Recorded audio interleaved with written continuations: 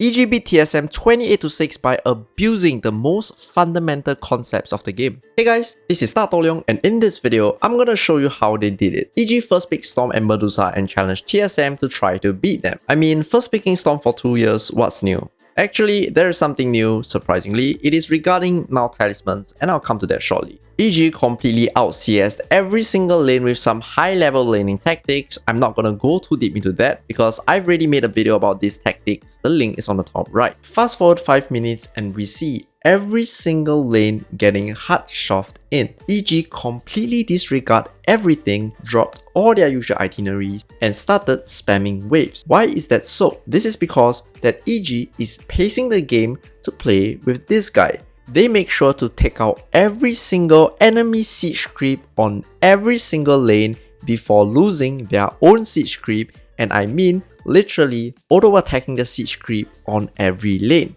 We all know that siege creep kills building really fast, and EG is utilizing this knowledge to gain a significant advantage in the early game. Because EG destroyed the siege creep first, they are now open to rotation, while TSM has to deal with the siege creep, else they lose their tower.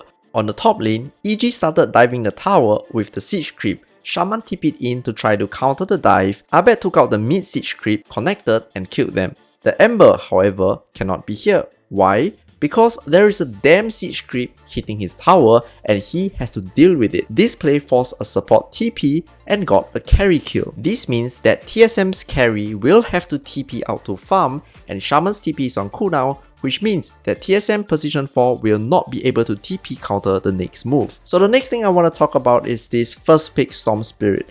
This hero used to be a 12-minute Orchid Storm the Game hero, no pun intended. Instead, because now Talisman gives you mana cost reduction, Storm Spirit gets super strong when he goes for this triple nows build. So instead of coming online at 8 to 12 minutes, the Storm Spirit game starts at 6 minutes. This 6 minutes play comes together perfectly with the 3 lanes siege creep play. Even though the siege creep spawn at 5 minutes, it takes some time to reach the tower, and EG did well to protect it such that it connects well with the Storm Spirit's timing. On top of that, EG has a Storm IO combo. If you're unfamiliar with this combo, the IO rushes Soul Ring to boost Storm's mana and skill 404 to amplify Storm's damage. Crit managed to get the Soul Ring at about 7 to 8 minutes. EG hitting these timings allowed them to completely take over the map, and if you think about it, if you want to stop this, you are not trying to prevent your opponents from farming a BKB. You are trying to prevent them from farming a Soul Ring and now Talisman,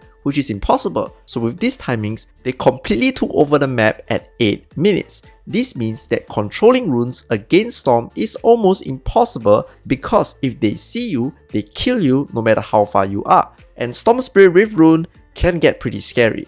At 10 minutes, EG already secured a 5,000 gold lead. Now the third and final thing I want to talk about is how they fully utilize the 10-minute siege creep. The Storm combo took out a Tide trying to farm their jungle, and look at what RTZ is doing right now. He is a Medusa, auto-attacking the enemy siege creep, shoving out the dead lane, and look what this does. Tide Hunter with Ravage online has to TP to deal with this creep. I know that he just died and he's going to TP out anyways, but if the fight were to happen mid, the Tide cannot ignore bot and run mid because of the siege creep. This is a Tide with Ravage. And what does RTZ do? He TP mid. The whole EG squad gathered mid to force down the mid tower. Anyone that shows up to defend, they dive them. They are doing this because there is no Tide Hunter. Your Ravage is defending against the siege creep. Of course, the Tide started running mid to join the fight, and instead of being greedy, they back off.